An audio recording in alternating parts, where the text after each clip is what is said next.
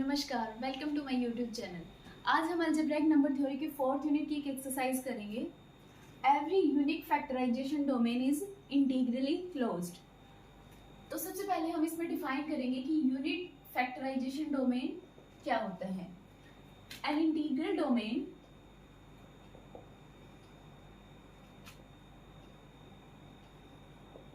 D is said to be UFD, means unique factorization domain if each element of D can be written as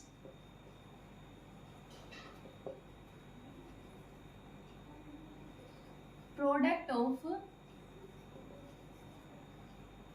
irreducible element।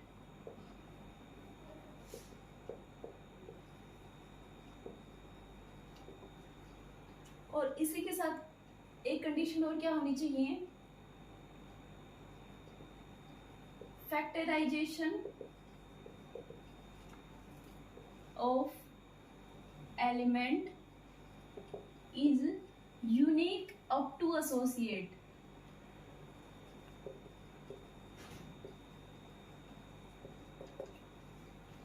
इसका meaning क्या होगा, कोई integral domain D है, उसको हम कब कहते हैं कि वो यूएफडी बनेगा।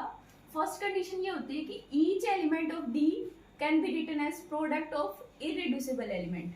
अब इसमें बात आती है इररिड्यूसिबल एलिमेंट क्या होते हैं। इररिड्यूसिबल एलिमेंट ये कोई भी non zero non unit element होता है इंटीग्रल डोमेन का। लाइक ए को हम कह रहे हैं कि ये इररिड्यूसिबल एलिमेंट है अगर किसी इंटीग्रल डोमेन का, तो हम क्या कहेंगे, फर्स्ट तो ये नॉन जीरो होगा, नॉन यूनिट होगा। और अगर हम इसको इस फॉर्म में लिख पा रहे हैं, मतलब उसका फैक्टराइजेशन करते हैं a is equal to B into c, then either b is unit और c इज यूनिट। मीन्स किसी इंटीग्रल डोमेन में हम कहते हैं कि कोई एलिमेंट है वो इररिड्यूसिबल एलिमेंट कब होगा, जब हम उसका फैक्टराइजेशन करेंगे। जैसे फैक्टराइजेशन करके हमने b इंटू सी के फॉर्म में लिखा है को, तो यहाँ से या तो हमारा b यूनिट होगा या c यूनिट होगा, तो उसको हम कहेंगे इररिड्यूसिबल एलिमेंट। लेकिन अगर ये कंडीशन सेटिस्फाइड ना हो, means a is equal to B into C लिख रहे हैं लेकिन neither b is unit nor c is unit, then हम क्या कहेंगे, a is not irreducible element. For example, in ring of integers 10 is not irreducible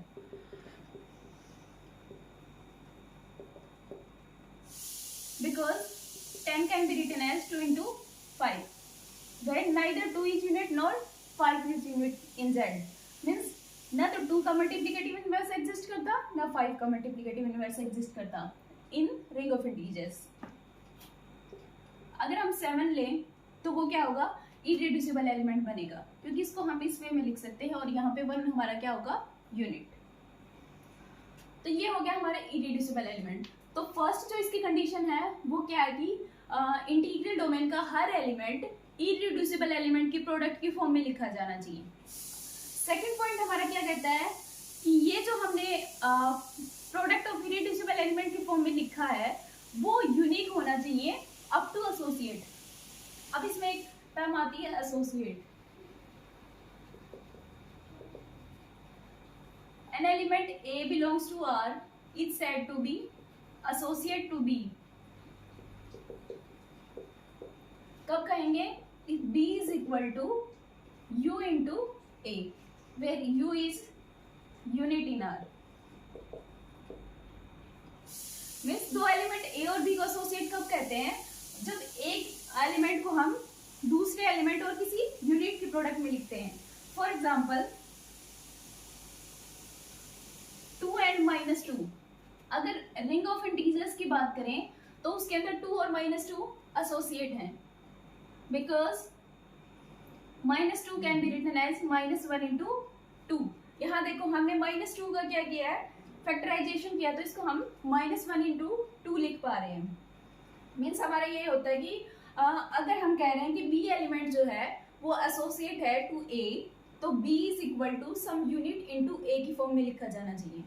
तो यहाँ पे -2 को हम लिख पा रहे हैं -1 इंटू 2, और -1 क्या है z में? यूनिट। तो ये हो गई हमारी एसोसिएट की definition.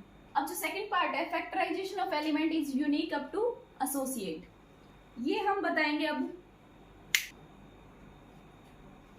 Late A is non-zero non-unit element such that it can be written as A1, A2 up to AR, and यहाँ जो AI हैं वो सारे क्या हैं? irreducible element। मीन्स हमने एक फैक्टराइजेशन किया है, उसमें ये सारे एलिमेंट्स क्या हैं? irreducible। मीन्स A को हमने प्रोडक्ट ऑफ irreducible एलिमेंट की फॉर्म में लिखा है।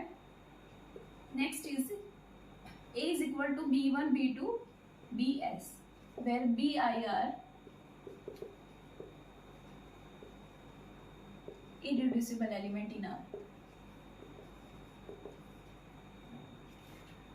अब अगर हम A को दो तरीके से लिख रहे हैं in product of irreducible element, then it is unique up to associate. That means first ये जो जितने नंबर ऑफ एलिमेंट्स के प्रोडक्ट में हमने लिखा है जो इरेड्यूसिबल एलिमेंट है, वो नंबर ऑफ एलिमेंट क्या होगा? सेम होगा। Means R is equal to S होगा। और दूसरी कंडीशन क्या होगी?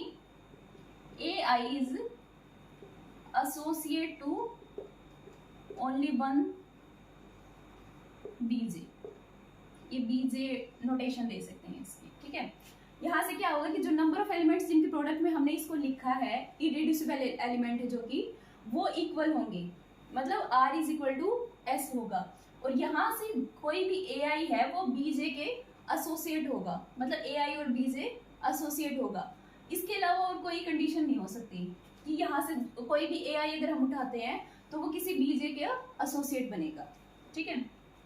तो यहाँ से हमारी UFD की डेफिनेशन क्या होगी?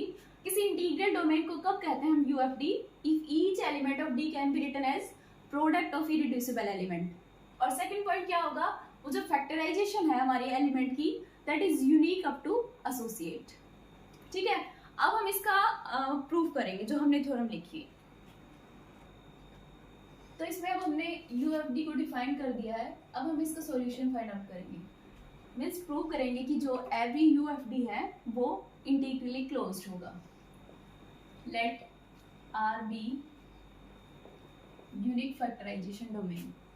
R हमारी यूनिक फैक्टराइजेशन डोमेन होगी। हमें प्रूव क्या करना है कि R क्या बनेगी? Integrally closed. इंटीग्रली क्लोज्ड की डेफिनेशन के अकॉर्डिंग हमारे पास क्या होगा कि जो R है उसकी कोशेंट रिंग का कोई एलिमेंट, सॉरी कोशेंट फील्ड का जो एलिमेंट लेंगे जो कि इंटीग्रल ओवर R है, उसको हम शो कर देंगे कि वो R से बिलोंग करेगा। Means if alpha belongs to Q of R, alpha quotient field का कोई एलिमेंट है, also it is integral over R।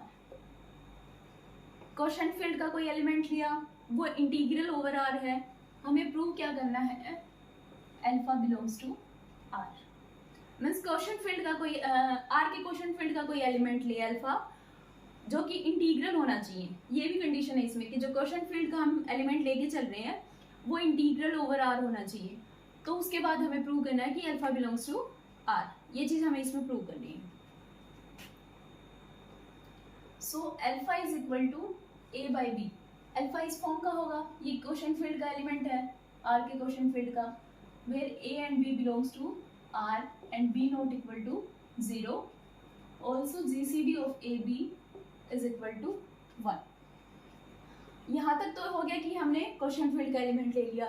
इसी के साथ क्या है कि ये इंटीग्रल ओवर R है। अगर ये इंटीग्रल ओवर R है तो किसी पॉलिनोमियल इक्वेशन को सेटिस्फाई करेगा। वो पॉलिनोमियल इक्वेशन हमने ले ली, alpha raise to power n, monic polynomial equation होती है an-1 alpha raise to power n-1 up to A nought is equal to 0।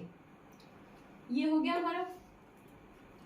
यहाँ से अल्फा इसको सेटिस्फाई कर रहा है क्योंकि अल्फा इंटीग्रल ओवर R है, और यहाँ पे जो हमारे कोफिशिएंट्स हैं वो सारे रिंग के एलिमेंट हैं। अब अगर अल्फा की वैल्यू पुट कर दें हम यहाँ से, तो ये हो जाएगा a by b raised to power n plus a n minus 1, a by b raised to power n minus 1 up to a naught is equal to 0। इसको फर्दर सोल्व करते हैं, इसको ये लिख सकते हैं a raised to power n minus 1 upon b raised to power n minus 1 up to a naught is equal to 0।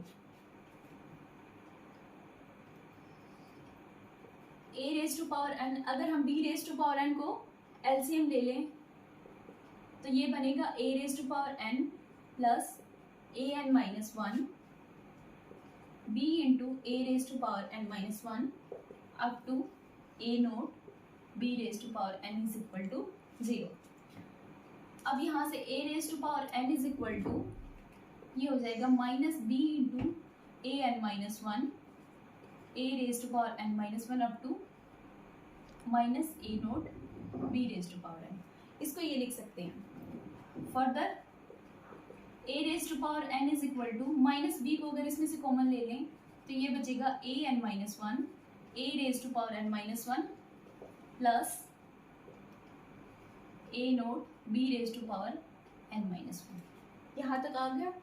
इसके बाद हम क्या कहते हैं, इसके अकॉर्डिंग हम ये लिख सकते हैं कि b divides a raised to power n, because a raised to power n can be written as b into some element of r।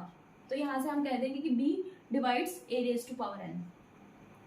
अब हमारा गिवन ये जो कंडीशन थी उसके अकॉर्डिंग हमने लिया है, जो क्वेश्चन फील्ड का हमने एलिमेंट लिया है उसके अकॉर्डिंग जीसीडी ऑफ ए भी क्या था 1।